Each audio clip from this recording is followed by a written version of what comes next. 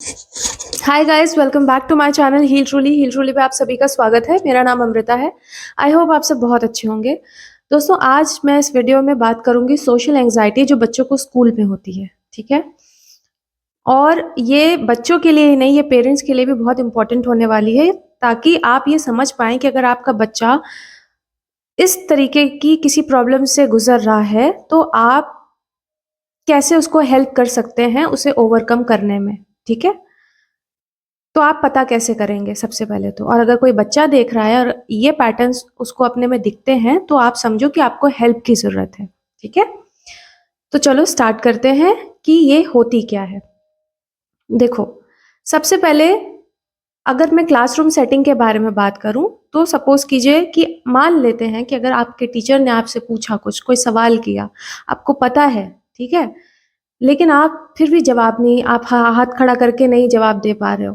ठीक है, आप बोलना चाहते हो लेकिन आप बोलते नहीं हो। ठीक है, दूसरी चीज कि मान लीजिए कुछ आपको ज्वाइन करना है, कोई ग्रुप ज्वाइन करना है। ठीक है, वहां आप चाह रहे हो, लेकिन आप जाना चाह रहे हो, लेकिन आपके पैर ही आगे नहीं बढ़ रहे हैं।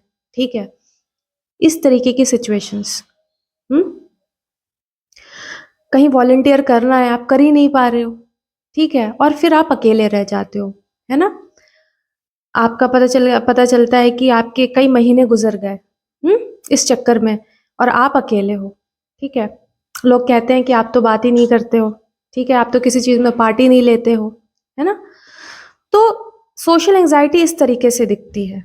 ठीक, अब हम समझेंगे कि ये सोशल एंजाइटी और नॉर्मल जो नर्वसनेस होती है उसमें क्या डिफरेंस है, आप कैसे पता करोगे। ये तो मैंने सिर्फ एक एग्जाम्पल दिया पता करने के लिए, आपकी समझ के लिए दिया। अब हम और अच्छे से समझेंगे। देखो, जो हमारी नॉर्मल नर्वसनेस होती है वो हमें 5 से 10 मिनट रहेगी, हम सब नर्वस होते हैं। ठीक है, और फिर हम उसे मैनेज कर लेते हैं। ठीक है, जो भी हम किसी भी सोशल सेटिंग में हो, कहीं पे भी हम कोई काम कर रहे हो, कुछ भी कर रहे हो, अगर हमें नर्वसनेस होती है तो भी हम 5 से 10 मिनट वो रहेगी, फिर हम उसे मैनेज कर लेते हैं। ठीक है, या फिर अगर हम एक दो बार उससे एक्सपोज हुए, फिर हम बहुत जल्दी मूव ऑन भी कर लेते हैं और उसे एक्सेप्ट भी कर लेते हैं। ठीक है, ये है नॉर्मल नर्वसनेस। ठीक है, लेकिन जो सोशल एंजाइटी होती है वो कैसे दिखती है। सोशल एंजाइटी जो है उसमें आपको एक्सट्रीम फियर होता है।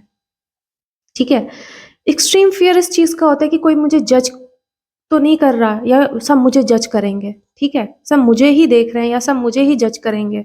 ठीक है, इस तरीके की जो थॉट से जो चीज, एक फियर, एक्सट्रीम फियर आता है, उसे कहते हैं सोशल एंजाइटी। सोशल सिचुएशंस को लेकर के जो आता है एक फियर, उसे कहते हैं सोशल एंजाइटी। ठीक है, दूसरी चीज, सोशल एंजाइटी कैसे दिखती है, इसमें आपको फिजिकल सिम्टम्स दिखने लगते हैं, जैसे पैनिक अटैक, जैसे स्वेटिंग, जैसे कि कई तरीके की, जैसे आपका स्टमक अपसेट हो जाता है ना, ये सारी चीजें। हम्म तीसरी चीज कि आपकी कहीं ना कहीं आप सिचुएशंस को अवॉइड करने लगते हो। ठीक है, आप सिचुएशंस को अवॉइड करने लगते हो। अब वो आप कई किसी भी तरीके से कर सकते हो, स्कूल बंक करके कर सकते हो। ठीक है, मान लीजिए किसी दिन आपको प्रेजेंटेशन के लिए आपको कहा गया है कि ये इस दिन आपके टीचर ने आपको बोला, ये दिन इस दिन पे ये बच्चा आप बोलोगे। आपको एंजाइटी हो गई कि भाई, ये तो आप सोचने लग गए कि अभी, मतलब कई दिनों पहले से ही आपके दिमाग में, अभी वो एक सप्ताह बाद है और एक वीक से आप उसके लिए परेशान हो। ठीक है, और सोच रहे हो। ठीक है, तो वो है सोशल एंजाइटी। और आपने क्या किया, सिचुएशन से आपने उसको अवॉइड करने के लिए आपने छुट्टी मार ली और बहाना बना दिया। सो इस तरीके से दिखती है सोशल एंजाइटी। ठीक है, अब इन सब का असर जो है वो आपकी डेली लाइफ पे होने लगता है। कैसे ये अफेक्ट करती है आपकी डेली लाइफ को, कैसे कि आपकी अटेंडेंस कम होने लगती है, आपकी परफॉर्मेंस पे असर पड़ता है। ठीक है, आप अच्छा परफॉर्म नहीं कर पाते हो, या और और समझते हैं कि आप कहीं ना कहीं, आपकी परफॉर्मेंस हो गई, आपकी और मैंने क्या बोला, अटेंडेंस हो गई, आपकी फ्रेंडशिप्स भी हो गई। ठीक है, ये सब कहीं ना कहीं इसके चक्कर में अफेक्ट होती हैं। ठीक, ये चीज समझी हमने। तो अगर ये देखो, 3 महीने से ज्यादा अगर ये पैटर्न हो गया है आपको फॉलो करते करते, तो बेटा ये है सोशल एंजाइटी, ये कोई नॉर्मल वीकनेस नहीं है। ठीक है, इसे समझो and you need help for that. Okay, तो अभी हमने ये समझ लिया। अच्छा, अब इसके फिजिकल सिम्टम्स क्या हैं और बिहेवियरल सिम्टम्स क्या हैं, ठीक है, इसको हम थोड़ा और अच्छे से जान लेते हैं। फिजिकली आपको ब्रीथिंग में बहुत, या तो हैवी ब्रीथ करोगे या तो शैलो ब्रीथिंग होगी, ठीक है।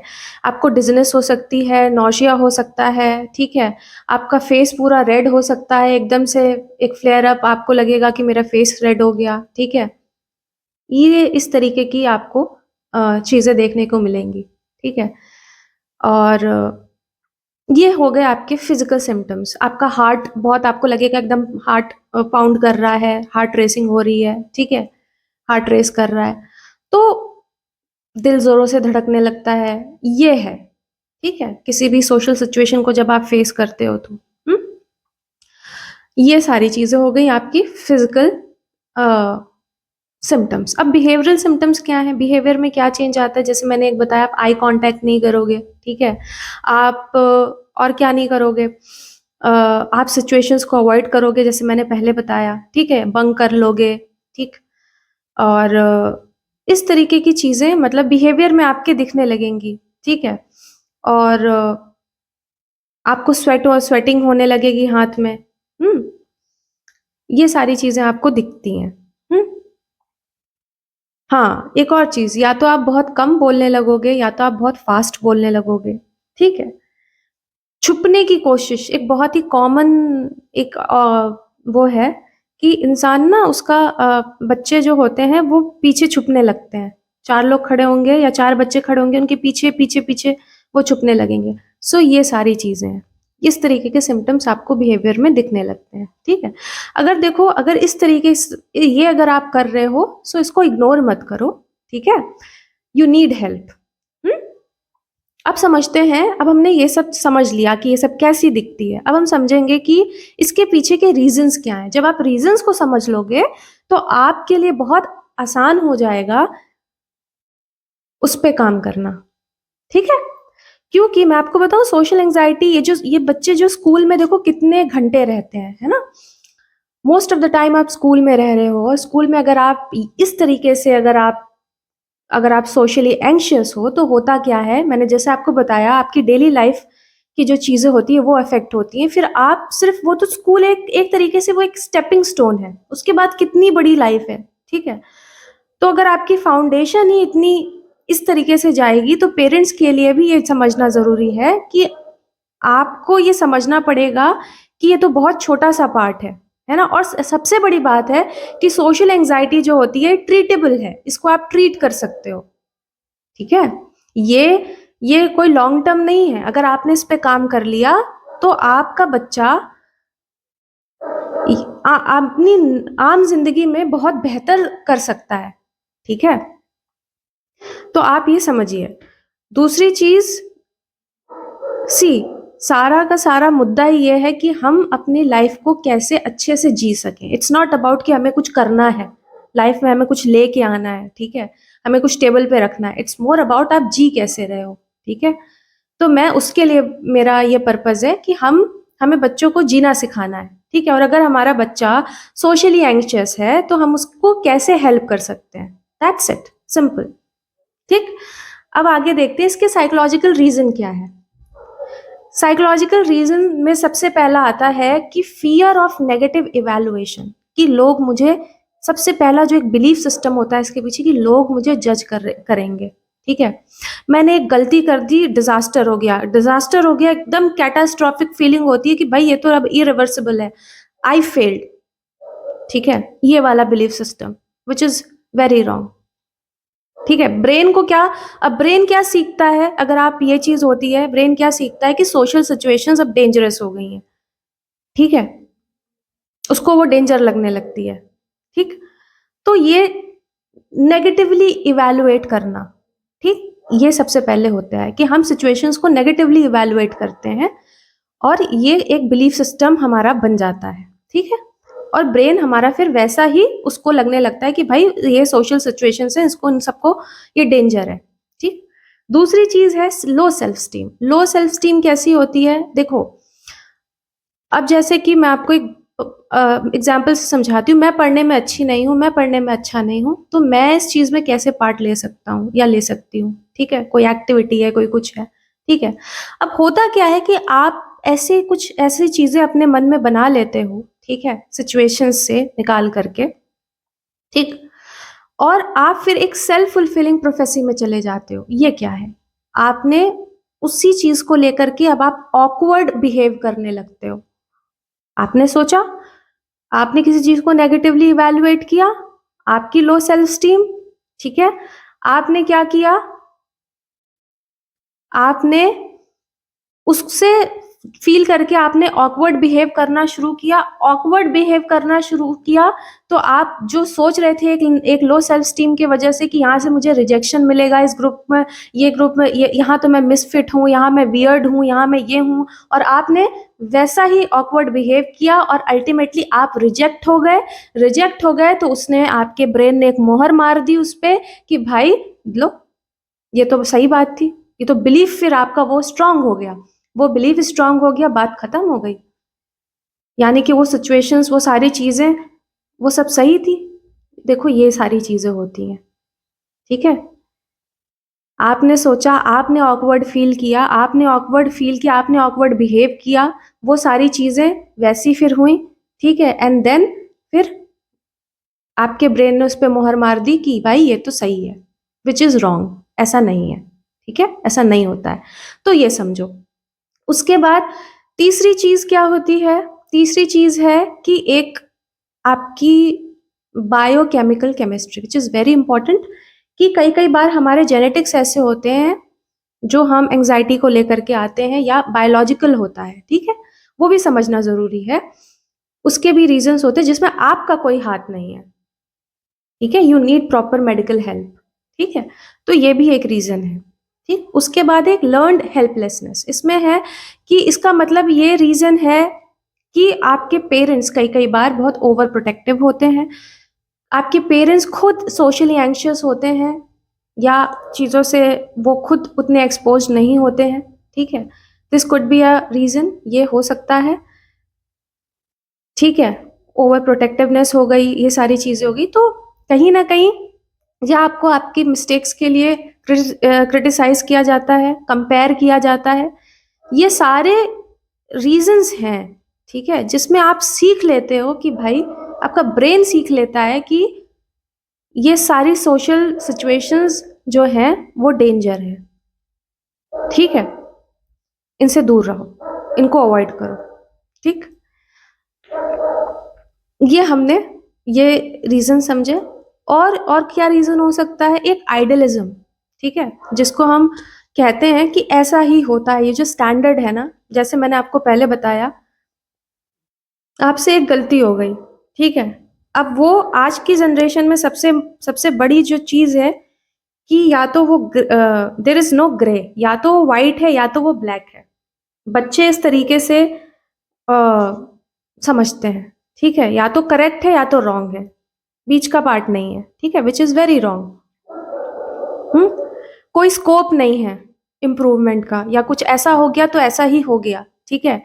तो जो स्टैंडर्ड है ना, ये कहीं न कहीं बहुत बड़ा एक ऐसा ही होता है वाली जो चीज़ है ना, ये आपके ब्रेन को सिखाता है कि कहीं न कहीं उसको बताता है कि अगर आप ऐसा सोचने लगते हो कि अब ये चीज़ ऐसी ही है, ये ऐसी ही है, वहीं पे बात खत्म हो जाती है, ठीक है? जबकि ऐसा कहीं नहीं है, ऐसा कुछ भी नहीं है, ठीक है? तो ये आपको एक चीज़ सीखनी चाहिए, या ये एक रीज़न है उसके पीछे जिस पे हमें काम करना है, ठीक है? कि ऐसा ही होता है वाला स्टैंडर्ड, ठीक है? तो ये ऐसा ही होता है क्या है? यूजुअली 99.9 या 1000% ये एक अनरियलिस्टिक एक्सपेक्टेशन देता है। इसके वजह से आप सोशली एंग्ज़ियस हो जाते हो। सो ये एक रीज़न है। उसके बाद है एक आपकी नेगेटिव सेल्फ टॉक। आपका इनर डायलॉग कैसा है? जैसे मैंने पहले बताया, मैं वियर्ड हूँ, मैं पढ़ाई में अच्छा नहीं हूँ, अच्छी नहीं हूँ। अच्छा नहीं हो, अच्छी नहीं हो तो इम्प्रूव करो। देयर इज़ ऑलवेज़ अ, एक स्कोप होता है, सबके पास होता है। ये आप कैसे भूल जाते हो कि सबके पास एक स्कोप होता है इम्प्रूवमेंट का, ठीक है? हम यहाँ यहाँ करने क्या आए हैं, हम सीखने ही आए हैं। ठीक है। तो कहीं ना कहीं वो वाली जो चीज है ना, कहीं ना कहीं आप जो ये सोचते हो कि आपकी जो इनर डायलॉग है वो इतनी नेगेटिव हो जाती है, ठीक है, नेगेटिवली आप टॉक करते हो अपने आप से कि आपको वो नुकसान पहुंचाती है। तो वहां पे आपको ध्यान देना है कि आप अपने आप से कैसे बात करते हो। ठीक है, ये सारी हमने बातें करी हैं रीजंस के पीछे। ठीक है, क्या रीजंस है, अब मैं आपको सीधा सीधा बताती हूँ कि क्या सॉल्यूशंस हैं इसके। तो हम, अगर मैं शॉर्ट टर्म स्ट्रैटेजीज के बारे में बात करूँ, देखो लॉन्ग टर्म स्ट्रैटेजी जो लॉन्ग टर्म है वो आपको थेरेपी और प्रोफेशनल हेल्प है। ठीक है, ये चीज है। और जो अगर मैं शॉर्ट टर्म स्ट्रैटेजीज बताऊं जो आप अपने पार्ट पे कर सकते हो, तो सबसे पहले एक्सपोजर थेरेपी। ठीक है, एक्सपोजर थेरेपी में क्या होता है कि हम वैसे सिचुएशंस से खुद को एक्सपोज करते हैं जानबूझ करके। जैसे मान लीजिए अभी मुझे बोलने में, 4 लोग के बीच में मुझे बोलने में डर लगता है, ठीक है, या मैं नहीं बोल पाती हूँ, तो मैं क्या करूंगी, अपने घर में किसी एक बंदे को पकड़ूं, ठीक है, अपनी मदर को पकड़ूं, फादर को पकड़ूं, जिसको भी मैं सेफ समझती हूँ उनको पकड़ूं। उनके सामने मैं, अगर मुझे सपोज कीजिए बोलना है, प्रेजेंटेशन देनी है, तो मैं वो चीज मैं अपने उनके सामने बोलूंगी। ये मेरी प्रैक्टिस होगी। या मैं मिरर में देख के प्रैक्टिस, अगर मुझे लोगों के बीच में जाने से लगता है, सबसे पहले मैं वही चीज लेके अपने आ, किसी उस पर्सन, 1 पर्सन 2 पर्सन को बिठा के बोलूंगी। सो ये मेरी प्रैक्टिस होगी। और प्रैक्टिस क्या करती है आपको, जो जैसे मैंने बताया प्रैक्टिस हो गई, ये प्रिपरेशन क्या करती है, आपको कॉन्फिडेंट बनाती है। ठीक है, जब आप उस पर काम करोगे, चाहे वो मिरर में देख के हो गया, चाहे वो ऐसे 1 2 लोग को बैठा के हो गया, आप इम्प्रूव करोगे। ठीक है, पहले आपको अनकंफर्टेबल होगा। आप जहां पे आप चाहते हो कि आप किसी ग्रुप का हिस्सा बनो, आप वहां जाकर के सिर्फ कुछ नहीं, प्रॉक्सिमिटी में बैठो, वहां उसको, वहां पे प्रॉपर मत जाके बैठो, आसपास बैठो, आसपास बैठो। और अगर ज्वाइन भी करते हो तो सुनो लोग क्या बोल रहे हैं। ठीक है, बोलना नहीं है कोई बात नहीं, सुनो, ठीक है, बट बैठो। ठीक है, ऐसा कर सकते हो आप, जहाँ पे आप चाहते हो कि आप किसी चीज का हिस्सा बनो। ठीक है, स्कूल में वॉलेंटियर करना, अगर कोई आपको बोल रहा है कि टीचर पूछती है कुछ, या अपने आप से, किसी के पूछने पे नहीं, अपने आप से ही कोई एक आसान सा सवाल पूछो। ठीक है, हाथ खड़ा करके कि मुझे ये सवाल पूछना है और ये है। आप इस तरीके से अपने आप को डेली थोड़ा थोड़ा, एक एक वीक करके अपने आप को एक्सपोज करो। ठीक है ना, तो आप देखोगे कि आप इम्प्रूव कर रहे हो। ठीक है, तो ये एक हो गई, हमने बात करी एक्सपोजर थेरेपी की। उसके बाद हम बात करेंगे, फ्रेम करेंगे हम अपने नेगेटिव थॉट को। ये बहुत इंपॉर्टेंट है, बहुत ज्यादा इंपॉर्टेंट है, समझो ये कोर है। जब जब मेरे को ऐसा थॉट आता है कि मैं, मुझे सब मेरी गलतियां सब ढूंढेंगे, या नेगेटिव थॉट है ना, कि मेरी गलतियां सब ढूंढ रहे हैं, उसको पहले तो कैच करो, देन उसको चैलेंज करो। आपने पकड़ लिया कि आप ऐसा सोच रहे हो, आपके दिमाग में ये बात आई, ऐसा थॉट गुजरा, ठीक है, ये आपको मना कर रहा है कि नहीं करना है, ऐसा है वैसा है, उसको जब आपने कैच कर लिया, उसको चैलेंज करो कि एविडेंस क्या है इसका। मैं हमेशा बोलती हूँ this is the best way, कि एविडेंस क्या है। जब वो एविडेंस बोलेगा, फिर उसको काउंटर करो। ठीक है, उसके अगेंस्ट में क्या है, इस एविडेंस के अगेंस्ट में क्या है, क्या भाई, क्या सबके सबके सब मेरे पे ही ध्यान दे रहे होंगे क्या, आप उनको बताओ कि लोग अपने बारे में भी सोचते हैं, ऐसा जरूरी थोड़ी ना है कि सब मेरे ही बारे में सोच रहे होंगे, सबके दिमाग में अपनी भी चीजें चल रही होती हैं। सो आप देखोगे, जब आप अपने आप को इस तरीके से कैच, अपने नेगेटिव थॉट को कैच करके उन्हें चैलेंज करने लगे हो, जब आपके पास एक अगेंस्ट में कि क्या उसके साथ है और क्या उसके अगेंस्ट है, तो आपका एक बैलेंस अप्रोच आता है, एक बैलेंस थिंकिंग बनती है आपकी। ठीक है, जब एक बैलेंस थिंकिंग बनती है, वो आपके किसी भी तरीके की जो आपके एंशियस थॉट है या एंजाइटी है, इससे आपको दूर ले जाती है। ठीक है, तो आप ये करो। हम्म, तो हमने बात की एक्सपोजर थेरेपी की, हमने बात करी नेगेटिव सेल्फ थॉट को कैसे हमें कैच करना है और कैसे एक फ्रेम करना है दोबारा। ठीक है, कैच और चैलेंज करके। ठीक है, दूसरी चीज, तीसरी चीज, सोशल स्किल्स को प्रैक्टिस करो। सोशल स्किल्स को प्रैक्टिस करना मतलब, जैसे कि बेसिक जो है, बेसिक लर्निंग है कि किसी से बात कैसी की जाती है, कैसे हम किसी कॉन्वर्सेशन को स्टार्ट करते हैं, हमारी बॉडी लैंग्वेज कैसे होती है ना, ये छोटी छोटी बेसिक सी चीजें, इसमें इन्वेस्ट करो। ठीक है, ये सीखो। ठीक, तो आप देखोगे कि आप इम्प्रूव कर रहे हो। हम्म, ठीक है। तो आज हमने, आई होप मैंने आपको सारी चीज़ें बता दी है जो मुझे बताना था, ठीक है। और अब मैं पेरेंट्स के लिए एक बात बोलूँगी। देखिए, अगर कोई पेरेंट्स मुझे सुन रहा है, ठीक है, तो आप एक बात समझिए कि आज के समय में क्या चीज़ हो रही है कि हमारे जो बच्चे हैं, ठीक है, उनके पास इन्फॉर्मेशन, बच्चे इतने एंग्शियस या इस तरीके के कदम जो उनके लिए हार्मफुल हैं, वो क्यों लेते हैं, ठीक है। अगर हम इसकी जड़ में जाएं तो ये देखिए, आज के समय में हम बच्चों को क्या सिखा रहे हैं, चेज करना सिखा रहे हैं। एक एक पर्टिकुलर चीज हम बना देते हैं और उनको वो फील करवाते हैं कि जो भी है इस समय पे यही चीज जो है वो ये है तो सब कुछ है, विच इज रॉन्ग। लाइफ तो हमें पता है ना कि लाइफ ऐसी नहीं है, लाइफ ऐसी होती नहीं है। इनफैक्ट स्टेप बाय स्टेप होती है। एक फेज में हो सकता है कि वो चीज इंपॉर्टेंट हो सकती है, ठीक है, लेकिन वो सब कुछ नहीं हो सकती, क्योंकि फेजेस होते हैं, है ना। और बच्चे क्या होते हैं, बच्चे इतने सेंसिटिव होते हैं। आज के समय में देखिए, एक डिजिटल एज है, ठीक है। सारी इंफॉर्मेशन जो हम लोगों को एक एज पे आती थी इंफॉर्मेशन, आज वो बच्चों के हाथ में पहले है। बट क्या बच्चों की मानसिक क्षमता जो है या फिजिकल जो है एबिलिटी, आप कैपेसिटी बोल लीजिए, मेंटल कैपेसिटी बोल लीजिए, वो तो नेचुरल आएगी ना उनको एज पे, जब वो पर्टिकुलर एज क्रॉस करेंगे, है ना। तो हम उनसे कैसे एक्सपेक्ट कर सकते हैं कि इतने फास्ट टाइम में, जो कि हम उन्हें खुद चीज़ों के पीछे एंडलेसली चेज करना सिखा रहे हैं, उसमें वो, हम उनसे कैसे एक्सपेक्ट कर सकते हैं कि वो ठीक तरीके से चले जाएं, या उन्हें कोई गड़बड़, उन्हें कोई दिक्कत फेस नहीं होगी, या वो कोई दिक्कत को फेस नहीं करेंगे। ये तो सरासर गलत है ना। तो उन्हें ये टीच कौन करेगा, उन्हें ये समझाएगा कौन। अगर आपकी निगाहें आपके बच्चों पे नहीं है, आप कहीं पे भी काम कर रहे हो, कुछ भी काम कर रहे हो, और आप उसको एज ए एक्सक्यूज दे रहे हैं कि हमारा बच्चा तो इतने समय में इतना स्कूल में रहता है, या उसके बाद 4 घंटे कोचिंग जाता है ना, क्या है समय देखने के लिए, तो ये गलत है। आप अपने जिम्मेदारियों से इस तरीके से, जो ऑब्लिगेशन है आपके अपने बच्चे के प्रति, उससे आप भाग नहीं सकते हो। और अपने बच्चों की जिम्मेदारी किसी और को देना इससे ज्यादा बुरी चीज कुछ नहीं है। चाहे वो स्कूल हो, चाहे वो कोचिंग हो, चाहे वो कुछ भी हो, देयर कुछ लर्निंग ऐसी होती है जो पेरेंट्स खुद देते हैं अपने बच्चों को, ठीक है, प्यार से समझा करके चीजों को क्या बदलाव आ रहा है। जब तक आप खुद अपग्रेड नहीं करोगे, आप नहीं, आज के समय में बच्चों के साथ, आज के समय में आप क्या समझते हो कि बच्चों को फ्रेंड बनना, बच्चों के, ठीक है, दोस्त बनना है, बस ये दोस्त बन करके ही रह जा रहे हो। इससे थोड़ा बाहर निकलिए। पेरेंटिंग एक बहुत जिम्मेदारी वाली चीज है, सबके लिए डिफरेंट है, ठीक है। तो थोड़ा सोचिए समझिए, ठीक है। एंड प्लीज अपने बच्चों को अंधा मत बनाइए कि वो किसी, उनके सामने ऐसे एग्जाम्पल्स मत रखिए कि एंडलेसली किसी चीज के पीछे चेस करना ही लाइफ का एकमात्र गोल है, जो कि नहीं है, ठीक है। सो आई होप आज की ये वीडियो आप लोगों के लिए को हेल्प करेगी, ठीक है, क्या सोशल एंजाइटी है ये सब समझने में। And till then take care. Comment में ज़रूर बताना कि अगर आपने कोई कुछ ऐसा कुछ फेस किया हो, and subscribe to my channel.